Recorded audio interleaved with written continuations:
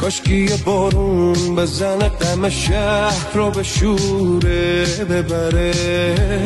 اینجا شو که گیر افتادیم یه کمی زودتر بگذره. کاشکی شب یادش بره باز پشت کوها بمونه. یه خبری بشه بازم شادی به پیچه تو خونه.